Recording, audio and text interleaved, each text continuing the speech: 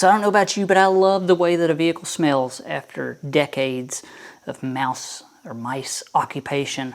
And a dash, man, it's the perfect environment. If you live next to a field or on a farm, you know, if you've got old vehicles sitting around, dash is perfect. They love it. It's got corridors through your vents. They've got, you know, bedrooms. They've got a gym. They've got a kitchen, a restroom, which is the entire thing because a mouse doesn't care where it uses the bathroom.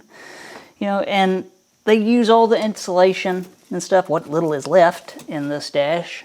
They use all that to make themselves beds. And one day I opened this glove box, it's not a joke, and 4 mice shot out at me, bouncing around inside of here, looking to escape.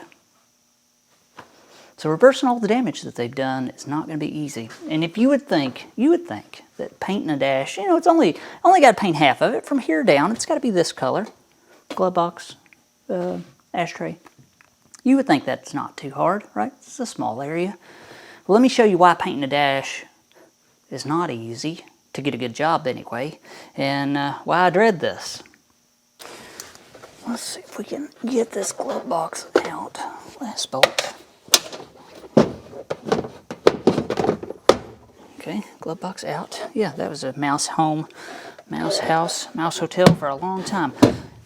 Painting a dash is a problem because there's dirt and dust everywhere. Now I've blew this dash out with an air hose many times, but watch. See that? And you know what a spray gun does? It blows air. And getting a good job on one of these is going to be tough. Not to mention sucking all of that mouse dander, debris, dust into my face is not something I'm looking forward to. So I'm going to blow this dash out really well with a mask on because I don't want to catch, what is it called? Hoopavirus, whatever. Blow this out really good and maybe wet it down before I scuff it and spray it. I don't know. We'll see. So I'm not trying to scare you at all. I grew up playing in tobacco barns, dusty old, raccoon-infested, you know, duty everywhere environment, and I turned out okay. Well, you could argue. But the dust from mice and raccoons, just rodents in general, all of their feces and stuff is not good for you. Not at all. Ask one of your pest control guys that deal with it on a daily basis what that dust and dirt and old, you know, duty can contain. If you suck that into your lungs, it can have super long-term negative effects on your health. It could actually even kill you, like a bad death, and you don't want that.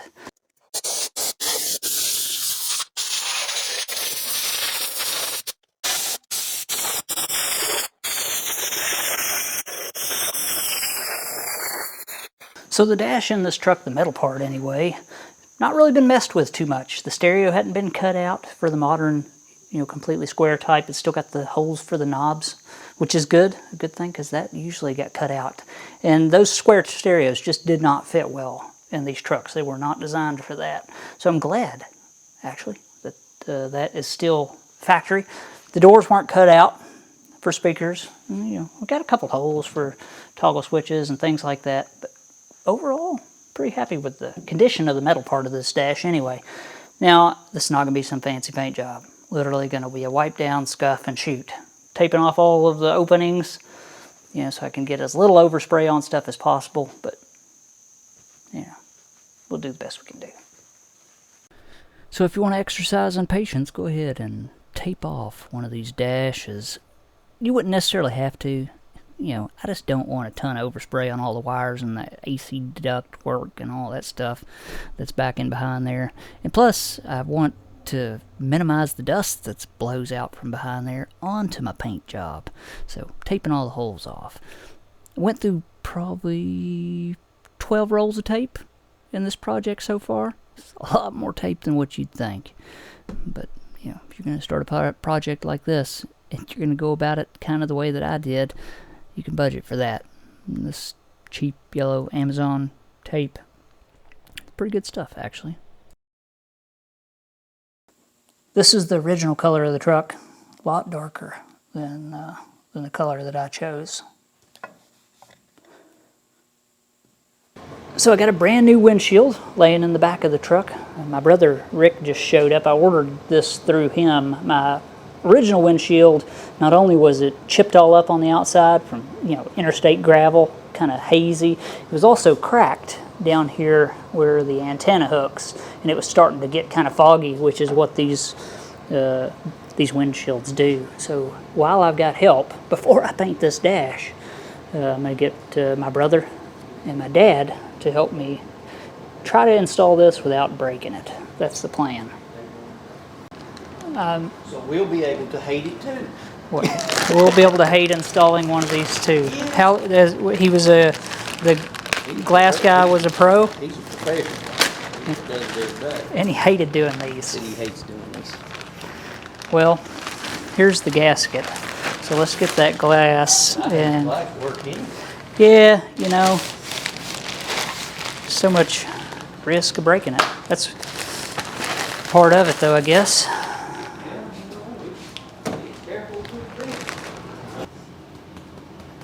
Hello, Butters. What are you doing? Laying on that cool floor, cooling it. Yeah, he's cooling it. You're cooling it, you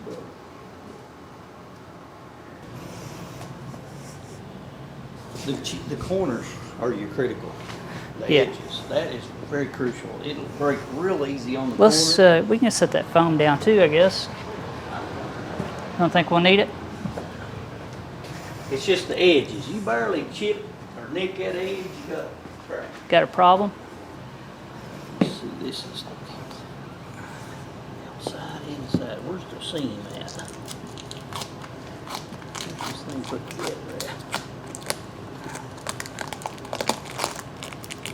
Looks like right here. So you want to put that at the very So we'll bottom? do this at the bottom in the middle.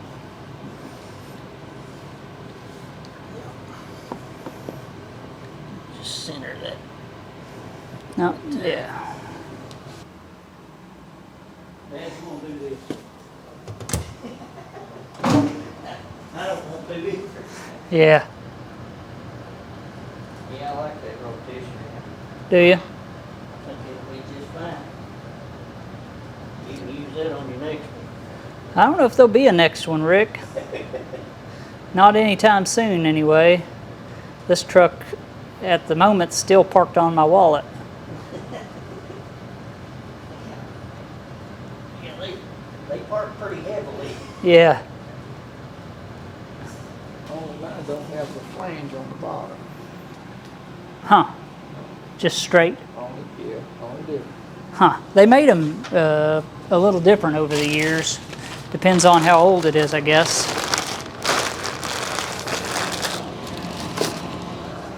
Where'd you get this one? Ron, same guy, gave it to me. I gave you one.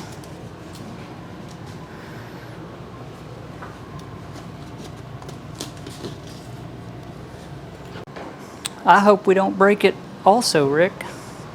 But if we do, we do. I mean, that's just part of it. I mean, I remember helping Joey install one of these and we broke it. Yeah, they're easy to break.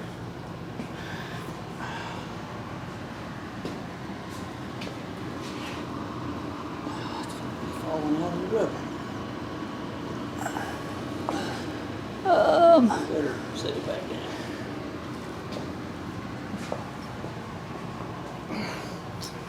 Keep pressure on the top. Pushing down or? Downward, yeah. Not super hard, just a little.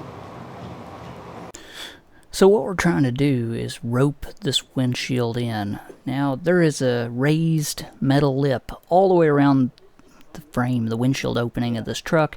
This gasket slips over that metal lip, and then there's a channel inside of the gasket that houses or that holds the windshield center. And it's kind of I don't know, we don't do these every day, and we're trying to rope this in by first sticking a rope into that channel in the gasket and then setting the windshield in place, and then as you pull that rope, it pulls that rubber lip around and over that metal channel. Kind of tough to explain, but we roped the back windshield in, and then we put in the locking strip, which you'll see here shortly. But You know, we tried this a couple times, pulling this windshield in and out. The gasket didn't fit the windshield super tight, so it kind of wanted to, before it would pull the windshield into the area, it would actually, you know, the gasket would come off the windshield. It was just a pain.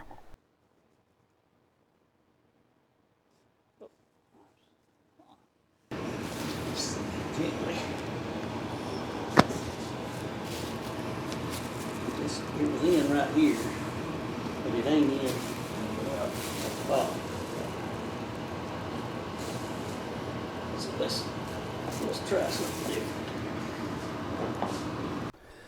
So after a couple failed attempts at trying to rope this windshield in, we just gave up on that and decided we were going to set the gasket on into the channel on the cab, and then take the windshield and try to just get the windshield into the gasket, and that ended up working a lot better. It was slow, but we got it in without breaking it.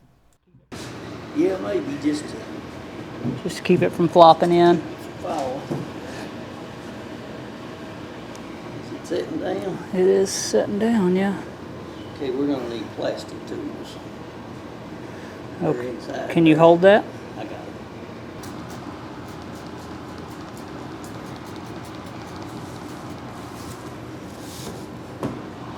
Pulling more against the rubber than I am trying to touch the black. Well, these plastic tools, hopefully, shouldn't hurt anything. Unless we put it in a pinch. So if you do much shop work, I highly recommend just a cheap set of the plastic pry bars. Little, hand tools that you'd use to take apart cellular phones, your mobile phones, things like that. They just don't damage things like steel tools would, and I find myself using them constantly. See, how's your side? You need to do something on the inside? No, it seems like it's working. How far up are you? About here. Okay, let me get to there.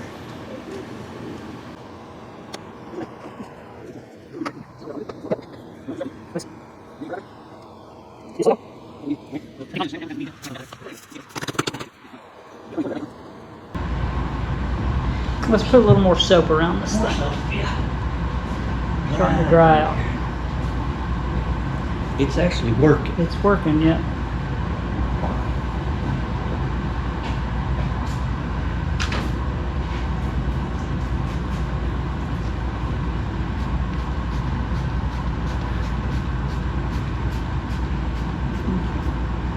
On my, you just directly sprayed my hand. Sorry. Okay. No, not really. You'd think you done that on purpose. Yeah, I know. And in fact, I'm pretty sure he did. I need to stand over this rock. Okay, Big go ahead. blanket. Blankets in the... No, well, right in front of the truck. So there we go. Windshield installed, except we got to put in the locking strip. We tried to rope it in first. We didn't have much luck with that. And then just set the gasket in, lined it up, set it in, then set the glass in the channel, and just used plastic tools, pry bars, whatever, around the lip. It took all three of us, me, my brother, and my dad, to get that in. So there we go. Got to get the locking strip in now, and it's got new glass. These are a pain in the you-know-what to put in.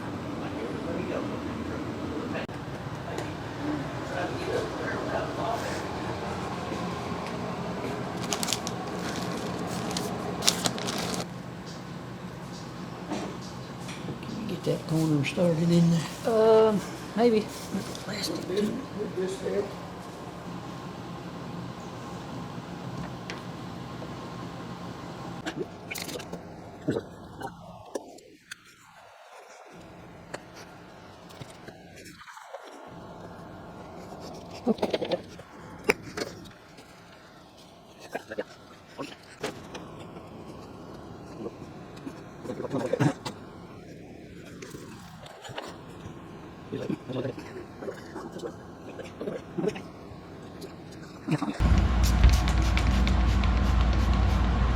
that locking strip just puts a lot of extra pressure on that gasket, and that's what really, I guess, makes it seal. Yeah.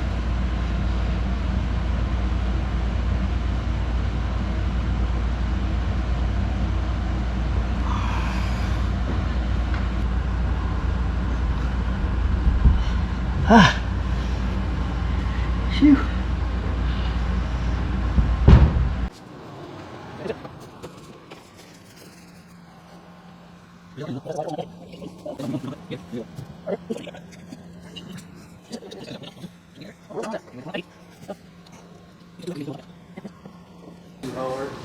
Well, I appreciate it. Can I keep your phone? You use that? You keep it. I got a bunch of them. Okay. Can I have your phone? I actually got some bigger pieces. I seen a piece on the roadside the other day. I guess Well, people. it's handy 'cause a big piece would be nice to lay apart because you wouldn't damage it. Yeah. I've seen the glass guys do that on new cars Yeah. where they have to reach out to a lay piece of foam. Well, your elbows will make dents. Yeah. It doesn't take much. These things dent a lot easier than you think. Especially on them old Mopars. Yeah. Where the fender's like this wide. Yeah. You could literally do that and then look across it and see a dent. Yeah. Well, Steve? Thank you, Rick. Well, y'all be good. I appreciate I'm it. proud of that. I'm very proud. Yeah. That went I'm glad good. it came out nice, and I don't know if we break it or not. Yeah. Yeah. You know, The last one, even the like- glass guy told me that delivered this to me. He said, "Good luck." Yeah. He said they are a pain, and he did. Yeah. Last one I remember doing with Joey.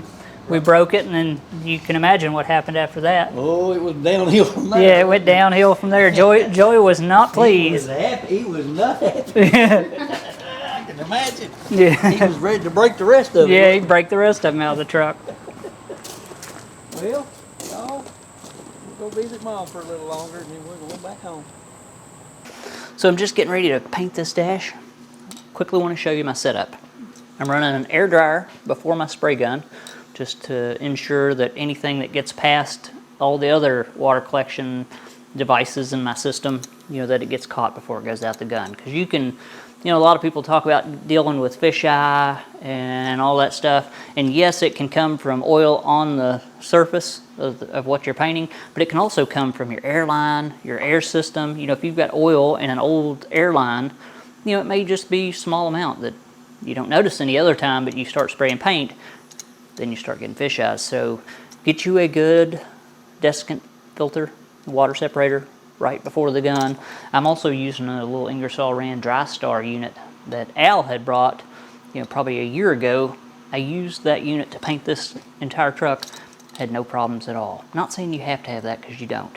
If you get decent dry air out of your compressor, put one of these on there, give it a shot on a test piece, see how it turns out. But anyway, let's quickly go on the vehicle. I want to show you just the steps that I went through, and you can judge whether what I'm doing is good or bad based on the results that we get when we're done.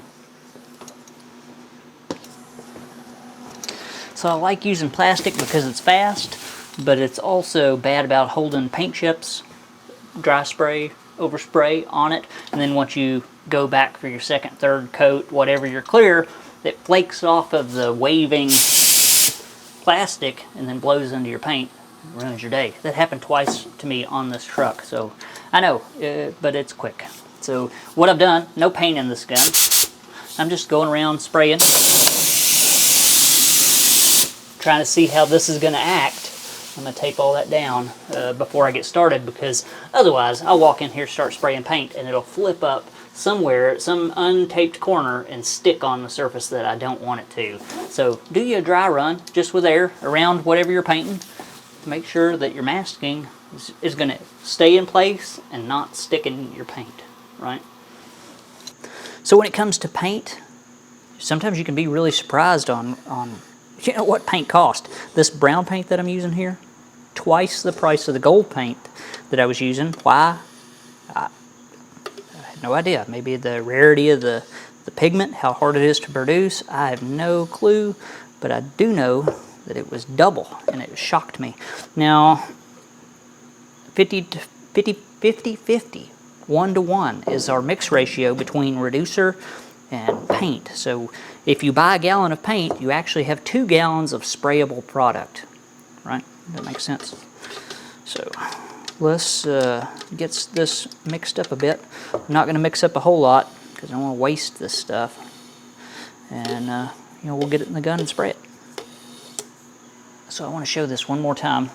Now, this is a 1-to-1 ratio, so it's pretty simple, 50-50. You could probably do that by eye. But on our mixing cup here, we have a column that is 1-to-1 ratio.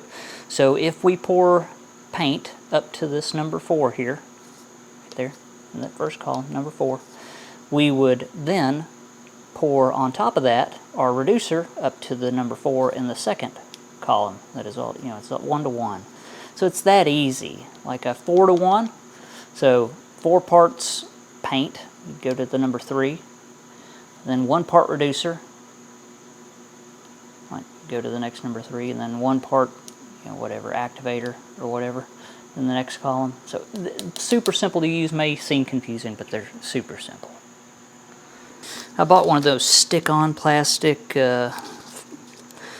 funnels, I guess, that you can pour with. Almost immediately after the first time I used that, threw it in the trash. Just assume use tape. Because it gets the piece all dirty, then you got to clean it, right? And this tape, you just wad it up and throw it in the trash.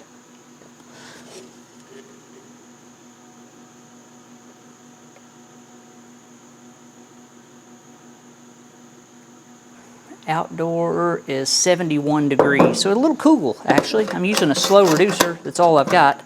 You know, you probably use a medium reducer at these temperatures to help this product dry quickly or dry properly. So let's see, can we get this in there without making a mess? Maybe.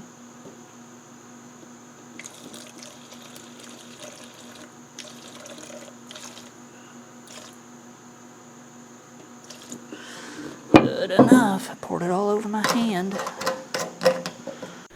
So I decided to paint the glove box lid, little cover underneath the steering wheel, and the handle for the tailgate. I just decided to do them outside. It's kind of a calm morning, you know, not a lot of wind or anything, and I always like to get all of my edges first, all the hard to reach spots, all that, and maybe give them a blast of air before I put any paint on them, blow any dust that's settled on them, you know, off of it first. Seems to work, keeps me from getting runs and stuff. Real light coat on the first coat, just to, you know, put a very minimal amount of paint down so it solidifies and makes the second coat, which I'll put on quite a bit heavier, it gives that paint something to grab to so it doesn't run as easy. Does that make sense? I think so.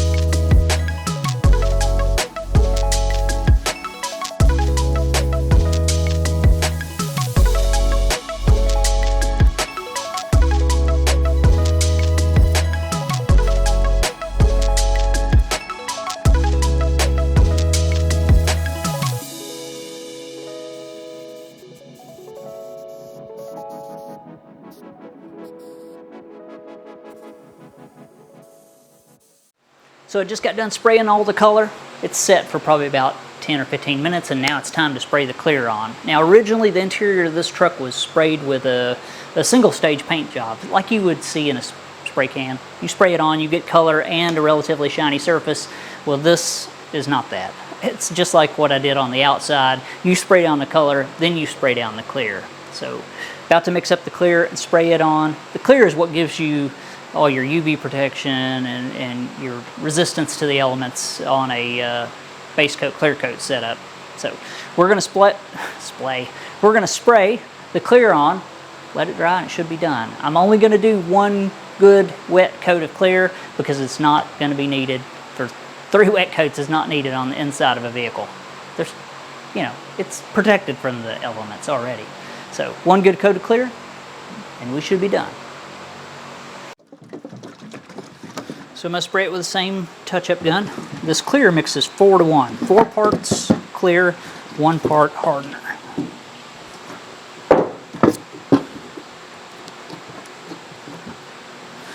So we find our 4 to 1. And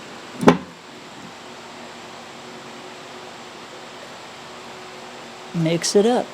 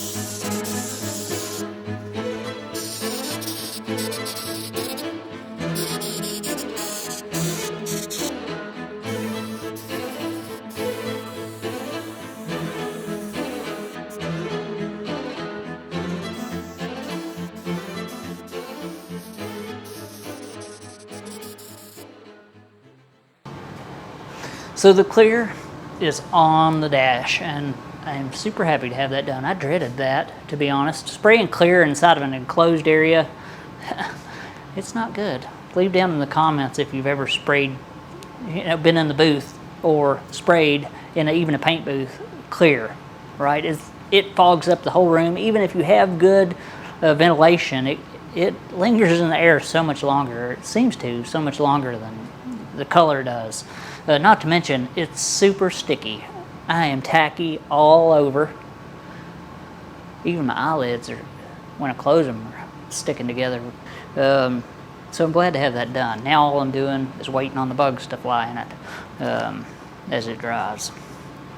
So if you're gonna spray paint, please spend the 25, 30 bucks. They're not that expensive. You may be able to get them even cheaper than that to get yourself a proper mask and filters designed for organic solvents or paints, whatever. You know, so you're protected, even if you have a beard. I have a beard and a mustache, and believe me, this doesn't seal perfect, but I mean, you can do yourself a test, and it seals really, really well. So well, I can't smell the paint or anything while I'm painting, which is, you know, a good indication that I'm not sucking a bunch down into my lungs. You know, spend the $25 and save the $25,000 plus hospital bill, and you know, maybe the rest of your life suffer from ill effects from this stuff, because it is toxic. Not to bring you down, but you know, it's true. So, you know, get you a good mask. And now, once this dries, I can do something else.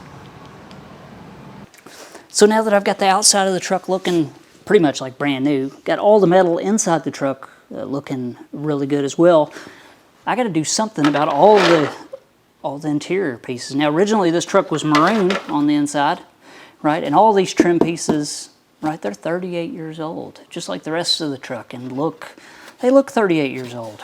I mean, look at these kick panels. But I've got a little trick. It's not really a trick. It's just what you do to make this stuff look like, basically like new again. Got to do the door panels, got all this stuff. And I'll show you how I'm going to do it anyway. So I've recruited Elizabeth over here. She's working on a blue door panel set. Now, these didn't come off my truck originally. My brother brought these over to me that come off of a restoration that he had taken part in years ago, because my door panels that come off this truck were in a lot worse shape. So we're going to be rebuilding these panels. Even though they're blue, you know, it's not going to make any difference, and you'll see. So Elizabeth's going to break them down into pieces, and then we'll start, you know, refreshing them, I guess is a good word. Rebuilding them. I don't know. Refurbish. Refurbish. We'll refurbish these panels. Oh my gosh. Would you scratch your finger on a screw? Yeah, don't do that. Well, I didn't see that sticking up like that. It's nice.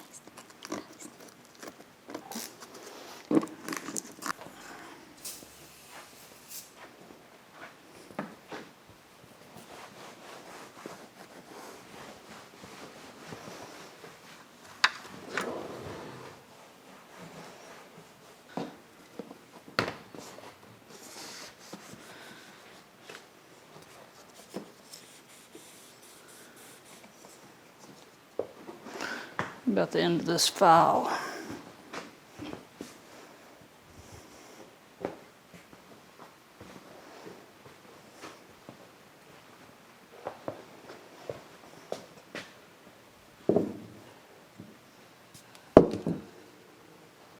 So now that Elizabeth's got this door panel as clean as it can be with just regular old like glass cleaner, what I'm going to do for the next step is wipe it down just lightly with some lacquer thinner. Just wipe any oils or grease, whatever, Armor All, who knows what's been on these after 30-something years. Wipe them down with lacquer thinner, then I'm going to take this gray Scotch-Brite and just lightly scuff this entire panel, just ever so lightly.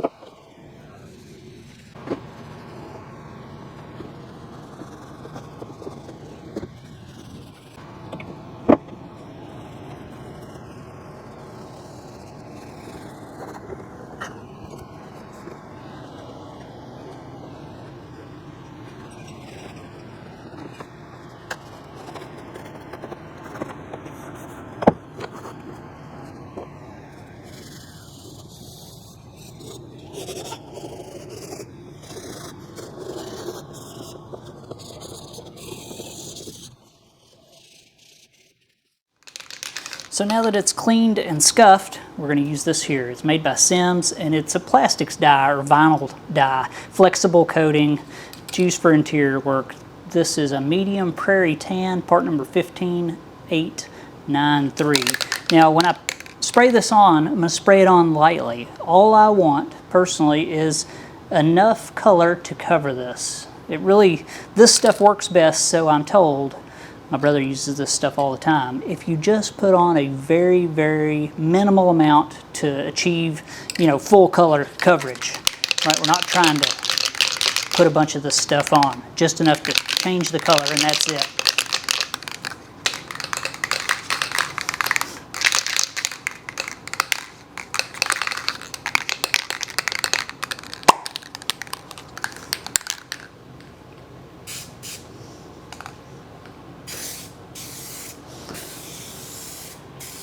So I'm going to put this on in a whole lot of small coats.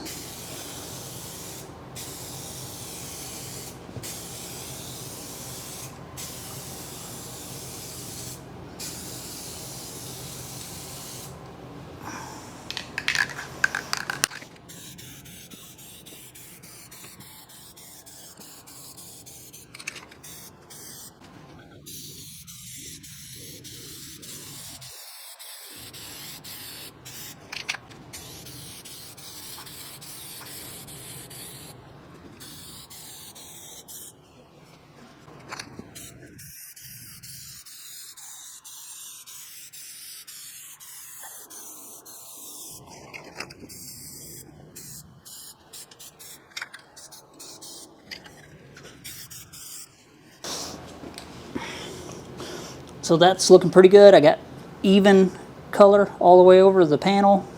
And that's it. I'm going to stop there. Supposedly, if you put too much of this stuff on, it fills in the natural grain pattern, makes them look painted.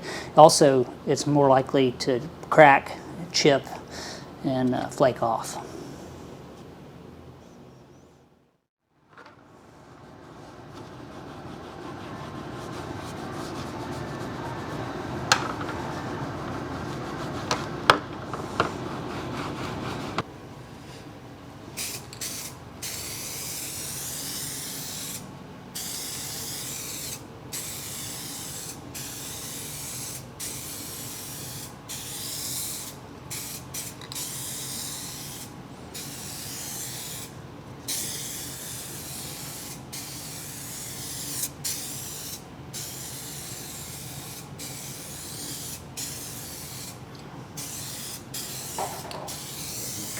So check that out. All of the interior panels in this truck are dyed.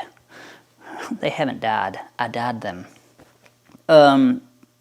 Surprisingly easy, and that stuff looks, I mean, it really looks to me as if they were made that way, and these are all brand new from the factory. And these are, most of these panels anyway, are 30, 38 years old. They probably come with the truck, and now they look brand new. So, you know, that's pretty good for a couple cans, almost 3 cans. Stuff doesn't go quite as far as what I would think that it would, but you know, by the way that you put it on, you have to dust it on. You have to do that. If you don't do that, it just doesn't lay down well, right? And then if you pile it on, it's going to cover up that grain texture, and they're just going to look painted. Right now, these look like they come out, you know, out of a bag, like I bought them. So I'll give you a close-up. That is a pillar panel that is 38 plus years old. That was all sorts of faded dark maroon, and now it looks absolutely brand new. All the grain texture still in it. I mean, looks, as good as what any of them look, I guess, when they're new. So there you go. That is definitely a good alternative to buying all your panels brand new and trying to find them in the color that you like. Heck, you know, just clean up your old ones if they're not broken all to pieces and dye them. So all my paint's dry. I've unmasked everything, and I am shocked at how nice this dash came out, considering that everything was so dirty. Didn't have a paint booth, right? Nothing like that. Painted the glove box lid, the tailgate latch, and the little trim panel that goes underneath the steering column. I painted all that outside on a concrete block. I was expecting tons of bugs and tons of dust, and I didn't get any of that. It really turned out better than factory, and in my opinion anyway. So let me bring you in here and show you what you can expect if you've done a similar process as to what I did. So it's kind of dark in here, a little hard to tell, but it looks absolutely awesome. No fish eyes or anything like that. What I didn't show in the video is me wiping this down heavily with a wax and grease remover and then scuffing it very thoroughly with a gray Scotch-Brite in all the little corners, around all the edges, because otherwise the paint wasn't going to stick to just the smooth surface of the old paint. So we scuffed it, cleaned it really good, and scuffed it really good, and it turned out awesome. That's the dash, and let me show you the back panel here. So there's a look at the back panel. I like the idea that the interior of this truck, metal-wise anyway, matches the exterior. So check out how nice that looks. It's so much shinier than the original paint. Alright guys, I think that's it this week. I want to take just a second before I end this video and say thank you. Thank you to all of the people who have helped me get to the point that I am. Right? Even though it seems like I've done the majority of this truck by myself, you know, I've had tons of help from viewers, from people who've, you know, picked up a part or a piece for this truck, people who have left comments that have helped me when I'm struggling, you know, or given me a little bit of forewarning on parts and pieces or troubles that I might run into. Really appreciate that. Also, the help that I got from my dad and my brother putting this windshield in. Could I have done it by myself? I don't know, probably not, actually. But, yeah, probably could have in a couple pieces, but, and I wanted this windshield in one piece, so big thanks to them. It was a struggle, even, you know, with 3 guys. Now, if you've done these every day, maybe you could get them in quicker and better, but, you know, we don't. So, we got it in without breaking it, and I would call that a win. So, I think that's it this week. Thank you to anyone who's helped out on this project. I definitely appreciate it, and I would not be near where I'm at on this without the help of you guys. So thank you very much, and I will see you next time.